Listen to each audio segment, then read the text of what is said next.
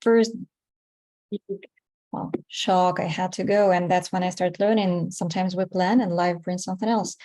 And then within the time, I went through this period of life when I was living with just one suitcase, traveling around the world, making researchers, and I wanted to stop. But then COVID came and I got stuck in the UK. I decided to live there. It didn't work out. Then the Belarusians events appeared, and I was participant in those almost revolutionary events. And then war in Ukraine started, and I've got chased with the regime in Belarus does support Ukrainian war, and it has a huge impact on even those who don't support that. So all that really taught me how to be flexible, because resilience for me is a lot about flexibility, how to stay strong and still see opportunities in the days when it looks quite cloudy and gray. And yeah, so that's my relationship with that. What about you? So my relationship with resilience started really 10 years ago. 10 years ago, my wife was diagnosed with leukemia, and for 3 years, I supported her. She was touch and go. She survived, but we had a very, very difficult time, and I didn't know what I was really doing. Obviously, I was resilient. She was resilient because she survived, and I survived as well. But it transformed me so much, that experience, that I decided to stop my work, and I went back to university to study health psychology, which is a psychology which is dedicated to people dealing with chronic disease and how cognition can be of support to basically better be with their condition. And it's only when I started to study health psychology that I came across some models about resilience, and I understood what I did and what I didn't do in that 3 years period. And so what I suggest we're going to do now is I'm going to introduce you with a model that I use in my individual coaching, but also in my team coaching, which I believe is one of the best models out there to describe what resilience is. So there will be a little bit of neuroscience, but I will also try to illustrate with my own experience what I did and what I didn't do. So let's move to the model. Before you move, there was a little comment about your voice. I hear you clearly. Yeah. How about others? Is it fine?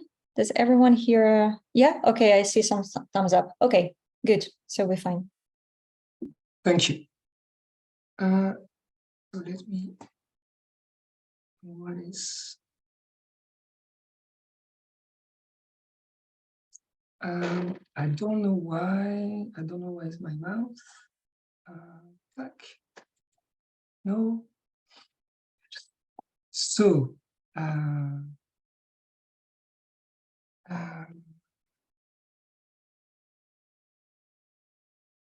Andrea, can you take over? I've lost my mouse. I don't know why.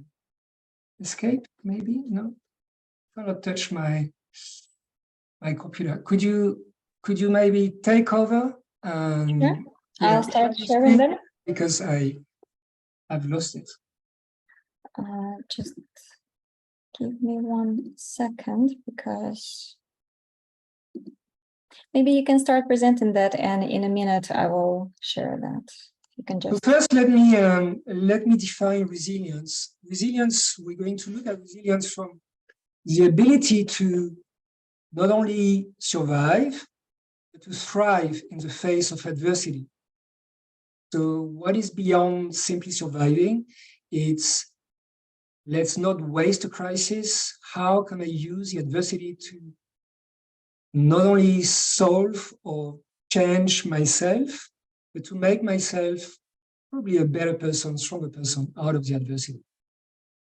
Do you have access now to? Yes, I do. Okay. So I will stop sharing here. Thank you. So when you look at this wheel, first I want you to start to look at the inner wheel. And you will see that resilience is made of 6 domains: health, purpose, problem solving, perseverance, composure, relationships. In my experience with clients, when I talk about resilience, they usually talk about perseverance. That's what we, especially in the Western societies, that's what we've learned. When it's tough, you grit your teeth and you get on with it. But perseverance, as you will see, is only one of the 6 domains. So let's start with the first domain, health. As you can imagine, when you're sick, I'm sure you've had that experience, any stressor is more difficult to deal with. Yeah? So good physical health is quite essential to make you resilient. When you're not, you will become overwhelmed much more quickly. Then, when you have a good health, you're going to be in the journey of life, and having a purpose is going to support you, because when you face adversity, if you have a purpose, you're going to be able to reframe what is happening to you. And so you will not miss the forest for the trees. Purpose is an ability we have to say, maybe this is happening for me. There is something in that situation which I don't like, I don't want, but somehow it makes part of my journey. That's what purpose is. So purpose will support you with resilience. Lack of purpose will mean that adverse events will be random, meaningless, and you will be less resilient. But of course, you don't want necessarily to stay with adversity, you want to solve problems. So your ability to solve problems is going to support you with resilience. People who are not very good at solving problems, then will have to use a lot of perseverance, which has some downside effect. So your ability to solve problems is a key aspect of being resilient. However, as you know by now in life, you cannot always solve what you don't like or get what you don't like to go away. And so in that case, that's when we need to be perseverant, which is to be with what you don't want to be with. And in that case, perseverance will be, okay, since I cannot change a situation, I need to change myself to find a better equilibrium, better balance with what is happening. So what we've seen so far is you need to be in good health. It helps to have a purpose, to reframe what is happening to you. The better you are at solving problems, the less adversity you will have to be with. But what cannot be solved, you have the ability to be with, to tolerate what you don't really want to be with. All of this is going to come with a lot of emotions. And a lot of them are going to be labeled as negative emotions. So your composure, your emotional regulation is going to be essential. Depending on your relationship to emotions, on your emotional regulation, it could be a source of resilience, or it could be taking you down. And finally, even when we believe that we are alone, we have other people in our life. Again, that support system, that network can be a source of resilience, supporting you when it gets tough. But you might have some people in your life which are draining you from your resilience because, let's say, they always need to be saved. Okay? So that's the 6 domains of resilience: your health, your purpose, your problem solving, perseverance, composure, relationships. Before I go to explain what is the outer circle, let me just revisit what happened to me 10 years ago. So when my wife was diagnosed with leukemia, I was lucky to be in very good health. Myself, I was doing very well, which was a source of resilience. At first, when it happened, it was like, what is happening? This is not fair. And I was really thinking in terms of, why is that happening to me? Why is that happening to us? But I remember a discussion with my youngest son at the time. He was 7. And we were on the bike and he was asking me, Dad, why is that happening? And at the time I was reading him books about mythology, Greek mythology. And I said, what do you think? And he said, well, it could be like no luck, it's just happening to us.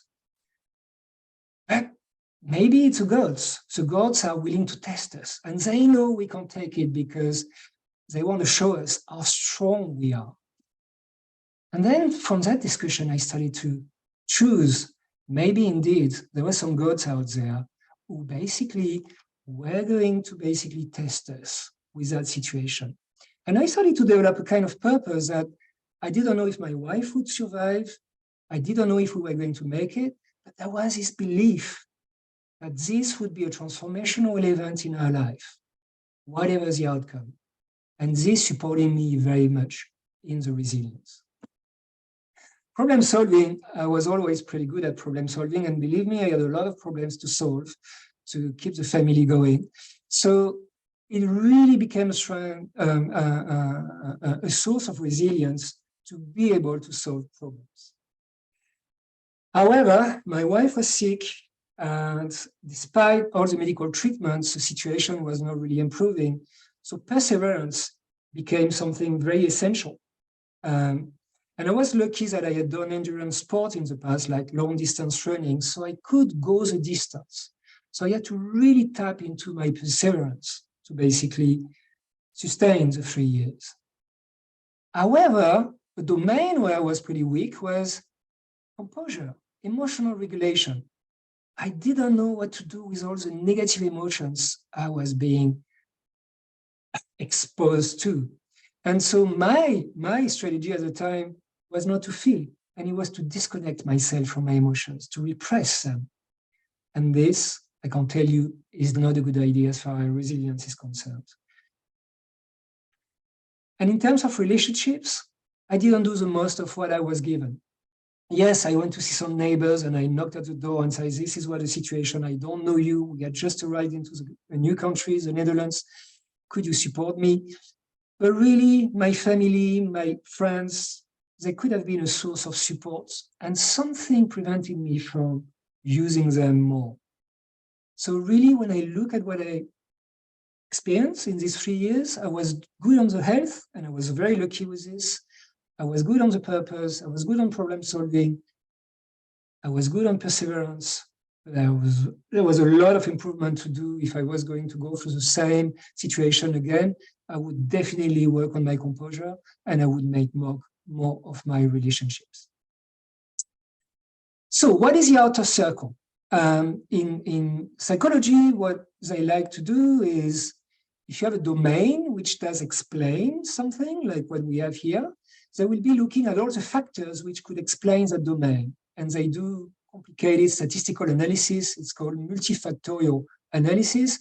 And they look at the key factors which define and explain the domain. So if we look at health, we see that sleep, surprisingly, is a standalone aspect of what is going to keep you healthy. The last few years, a lot of research has been done on sleep, and we keep being amazed by everything which is happening at night when the quality of your sleep is good. It's restorative, regenerative, it's essential for our physical and mental health. Then the lifestyle would be a combination of nutrition and exercise. So these two factors explain health. Purpose is going to be mainly explained by motivation. So I am on that journey, I am going to that destination, how exciting it is for me, how motivated I am, okay? And the confidence, which is, I don't know if I'm going to succeed, but I kind of believe that I will. So your level of confidence and motivation is going to help you with the quality of your purpose. Problem solving, you're not going to be surprised, is mainly analytical thinking. You take a problem, you frame it, you divide it into smaller problems, and you try to solve these smaller problems. And at times it doesn't work, so you need a creative insight, which is, I look at my problem, I'm looking at another problem whose I know the solution, and somehow the intuition tells me the solution to that problem might be the solution to my whole problem. This is what creative insight is in the context of problem solving. Perseverance will mainly be explained by two key factors. The first one is, since I cannot change that situation, I need to change myself. I need to be adaptable. That's a flexibility that Antonina was talking about. So what do I need to change so I can be feeling better with what is happening to me? But optimism is also going to play a big role in perseverance, because if you have a tendency to be optimistic and you really believe that in the end it's going to be kind of okay, it really helps you with perseverance. Composure, emotional regulation, is made of two things. The first one is emotional literacy. Do I know, can I mentalize what I feel? So I'm going to give you an example. And emotional agility is, now that I know what I'm feeling, am I at choice? Can I choose my reaction? Okay? I cannot choose what I feel because this is being given to me by the body. And emotion is a complex biological and psychological reaction to external events. It's given to us through the body unconsciously. However, what I decide to do with it is based on my emotional agility, is to be at choice. So I'm going to give you a quick example on this. My dad, when he's angry, he knows he's angry, but he doesn't have any emotional agility. He does give it to you. My mom, when she's angry, for upbringing reason, she's going to repress it. She doesn't give herself permission to be angry. And so she's repressing it. Both my dad and my mom are not emotionally agile because it's always the same response, reaction to the feeling of anger. Becoming emotionally agile is to say, I'm experiencing anger right now, but what is the situation asking me to do? Do I scream? Do I keep it to myself? However, I'm going to intervene with the person at the end of the meeting, or I'm just going to let it go. This is being emotionally agile. And finally, relationships will be based on, do I have an idea of what the other one is thinking of me? It's called theory of mind, and it comes to us at the age of 4 or 5. It's something that we learn. If I know what the other one thinks of me, then I will choose a level of connection I want to have with that individual. This is what is mainly going to explain relationships. So if I look at the 6 domains, and I'm going to stop there, I just want to say something very important. You see that health, relationships, and composure somehow are being processed in the part of the brain, which is, let's to simplify, call it the limbic system, okay? That's the part of the brain which is really receiving the signals from the body for biological regulation in the autonomic system or the emotions that we get. So the limbic system is primarily concerned with keeping you alive. Doesn't matter if you are happy or not, it wants to keep you alive. Survival is key. When you look at the next 3 domains, purpose, problem solving, perseverance, you realize there is much more cognitive abilities acquired from the brain. And this is being dealt with in the prefrontal cortex, which came later in our evolution. And the prefrontal cortex is concerned about fulfillment, because if I'm going to survive, I want to have a good time on Earth. So we have 2 parts of the brain dealing with resilience, knowing that the limbic system want to keep you alive no matter the cost, versus the prefrontal cortex willing to keep you fulfilled. What happens is the limbic system has an overriding ability to shut down the prefrontal cortex. So if for whatever reason your composure, your relationship, your health is not healthy, then you will not have the ability in situation of adversity to tap into the power of your prefrontal cortex. Very often I have clients coming to me and say, oh, Jean-Christophe, help me with a purpose. It's something which is missing in my life. But before I work on the purpose with my clients, I always make sure how robust is a limbic system. Because if it's not, every adverse event in their life is going to bring them to survival. And purpose is going to be very difficult to activate. So as you go and do the next exercise, which is going to come after this, think about the domains and think about the limbic system as well as the prefrontal cortex. That's it.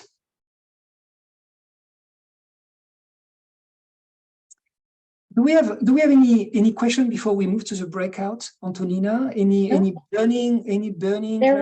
There are no questions about the content. However, there is a question about recording. Are you going to share the recording with participants? Yeah, I will. I can share. I have the email address, so I can definitely share the. Okay, so that's the answer, because I believe Farnas was about to leave. So she was interested if she can get recorded later. Okay, so it's confirmed. Perfect. So, do you introduce what the exercise is, Antonina? Sure. Now we will split you in a different breakout rooms. There will be 3 people in your group. Well, sometimes a bit different. Maybe one room will be with 4. And we invite you to use 5 minutes per person to discuss the following questions. First, try to define the domain where you're strong at the moment, in this particular situation of life where you are. And so what are the things that you do regularly within this domain? And the second question, think what's your attitude towards that? Well, maybe we can give a quick, short example to see what's the strong domain for you at the moment. Strong domain for me at the moment would be, surprisingly enough, emotional regulation, because I worked a lot on that domain after what happened to me. Yeah. Can you please share 1-2 examples of the actions that you do within that domain? Yeah, so I do a lot of centering exercise, and I've developed some breathing practices which really help me to slow down, be with the emotion before I react. And what's your attitude towards that domain? Well, it's a very positive attitude today, because I realize that my emotional regulation, I get a lot of information from my emotions, which are so essential for good decision making. And I wish I had access to that domain when I was really struggling with my life. So what I hear, your attitude and actions are really aligned at the moment, which was not the case before. Exactly, yeah, definitely. So that's exactly what we invite you to do now. Reflect on what's happening with you. Share it with other people in your own team. And then when you come back to the common room, we'll invite you maybe to share a few of your observations, a few comments in the chat. While I'm putting you to the breakout rooms, JC, maybe you can copy the questions I put to the chat. Yeah, it will be easier for everyone. I do this. Thank you very much. And a few of us online. Yes, thank you for starting recording. We invite you to reflect on what just happened by using this word of cloud. Now in the chat, you will see the link. Okay, I just need to put it to everyone, not to individual messages. Yeah. Please click on the link. You'll see the question, which what are you taking with you from this discussion? 2 words that you can summarize.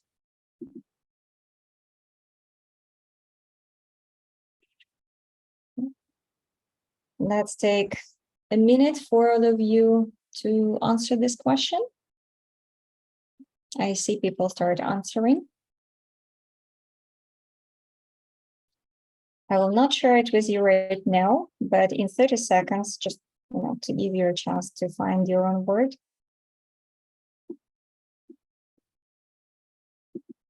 Yeah, more and more votes we have.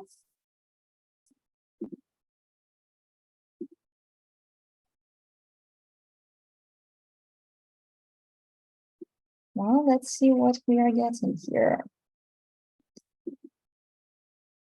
Too many screens. So we see connection, motivation, resilience. It's good. that you're taking away from these discussions that we talk about resilience. Connectedness, yes. Mindful. Move forward, know the unknown. Don't know if we can know the unknown, but we can tolerate the unknown. Probably emotional agility, okay. Mind focus, positivity, insightful. I don't know about you, but all the time when I participate in this type of exercises, when all of a sudden you end up in a little room with people you've never saw before and you need to start immediately discussing something really deep, that's actually a really good practice of the muscle of resilience. Very true. So what you just all experience now, well, you most probably had a good health to stay there online. You had a good emotional control not to run away or, fight, flight, freeze. And you've been dedicated to that. So it was a little miniature of the real life situation of resilience practice. So thank you very much for sharing. So we're going to send you to the next breakout room. I'm just going to share my screen again. So I show you again the wheel. You've seen the wheel. Now we're going to ask you in the chat questions about your weakest domain. And I've put the questions in the chat. So when you look at the wheel again, think about your domain where you say, like mine was composure during the time of the illness of my wife. And then the three questions we would like to ask you to share in the group is, what are the things you are not doing? What could you do to use more of this domain to become more resilient? So what could you start doing? And how could you use the strongest domain that you've discussed in the previous breakout room to support you to strengthen this domain? This is what we would like you to do, and we're going to give you 10 minutes because we want to finish on time. And Antonina is going to do the breakout room. Yeah, you will join the same groups. However, I see maybe some people were dropped off, so there will be room for 2 people.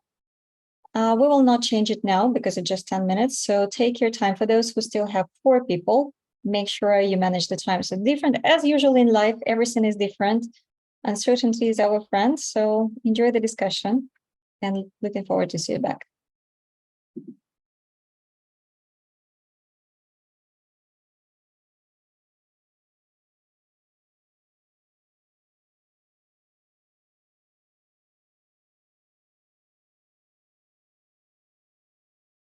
We will give them less than 10 minutes, 8 or 7, so that they can come back.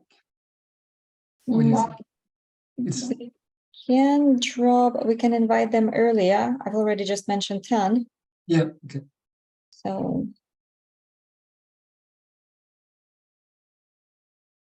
Farnaz needs to go somewhere.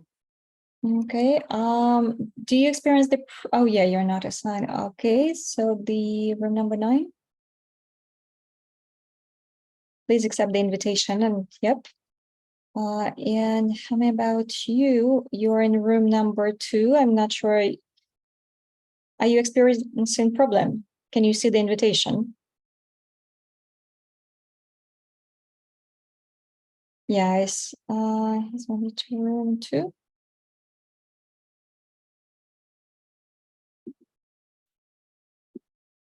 Okay, then what I will do, I will move Daliana to other room because she's alone now. No, she's with Hamid. Okay, you're business for them. Okay, good. So how do we do the closeout? We ask them the next mentee session? Yeah, we can do that. Or you can just say, I mean, we don't have time. We will be running over the time. Maybe if you can just say strong words of, closure, it might be. Okay. Let me think about what would be useful to say.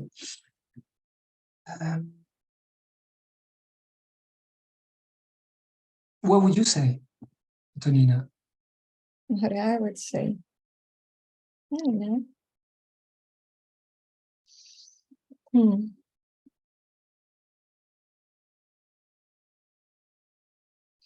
I don't know. I would just ask them to take some. The thing I've not been talking about is, I think the key takeaway for me, for them, maybe that's what I do, is the 6 domains are essential. And we tend to overplay the persistent one. And there is a dark side to persistence, which is to sometimes tolerate what should not be tolerated. Yeah. So it's to find that balance between what do I need to change, fight against, versus what do I need to accept. And there is like in the Jesuits, but also AA, Anonymous, Alcoholic Anonymous, they use that sentence, which is to have the courage to change what must be changed, to have the humility to accept what cannot be changed, develop the wisdom to make the difference between the two. Well, that would be beautiful closure. Okay, so let's do that. Let's do that. It will be a little bit more, powerful rather than. There is a person in waiting room. I don't know if it's worth to let her in at the moment. No, because it's the closure already. It's it's a closure. And I checked. Welcome back. We thought that we will a little bit suppress the time. Most probably we interrupted you in some really good discussions. However, we wanted to be respectful towards time and still have a minute for the closure. So welcome back. So on behalf of Antonina and myself, thank you for attending. And we would like to leave you with a thought, which is, as you've seen in the wheel, it's very much about that duality between how to change something which I don't like versus how to accept it. And in the wheel, you have some domains which are like, okay, take it on versus change it. And I would like to leave you with a saying from the Jesuits from the 17th century, which I think captured this very well. And they said, to have the courage to change what must be changed, to have the humility to accept what cannot be changed, and to develop the wisdom to make the difference between the two. But either way, you will need resilience to be able to stay in. So I wish you to practice, to explore, to ask yourself where you need to rebalance your will, and we wish you a good continuation. Thank you. Thank you very much for joining. Thank you. Thank you. Thank you. Thank you very much. Okay. Thank you. Thank you Bye. very much. Bye. Breakout room. Let's connect. Bye. Bye. Remember connections on the wheel. Everyone, actually, I just sent my LinkedIn, so please feel free to connect. Okay. Yeah, that's a good outcome. If you've met some new people that you want to continue the discussion, it's perfect. Excellent. Yeah. Well, thank you. Bye-bye. Bye. Bye. Yes. Bye. Goodbye.